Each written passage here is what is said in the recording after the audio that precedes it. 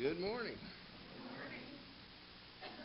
Scripture reading is going to be coming from Hebrews chapter 5, beginning in verse 7.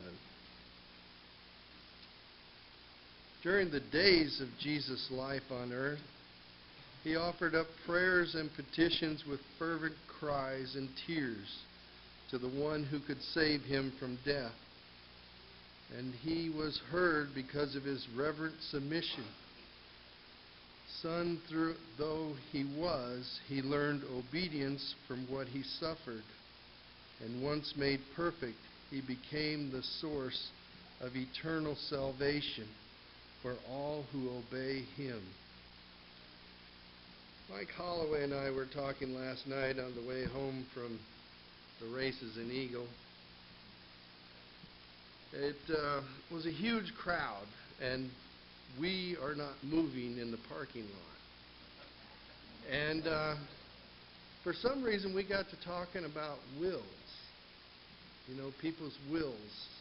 And they write things down, what they want to happen after they die. And sometimes it doesn't go the way they wanted it to go. Sometimes people change things. And I was thinking about Jesus, you know, what was his will? What did he want to happen when he died? Well, it's quite clear. God tells us over and over again that he wanted a path for us to go to heaven. That he wanted to provide grace and mercy for us who obey him, so that he could spend eternity with us and his Father in heaven. And it's this time every week that we partake of the Lord's Supper to remember that what his will was, but also the price that he paid. It says during his life on earth, he offered prayers up and petition with fervent cries and tears, the one who could save him from death, and he was heard because of his reverent submission.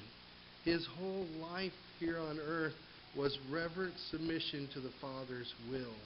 His whole life here on earth was to lead him to the cross, to lead him to the grave, to lead him from victory over death, so that we could follow him to heaven.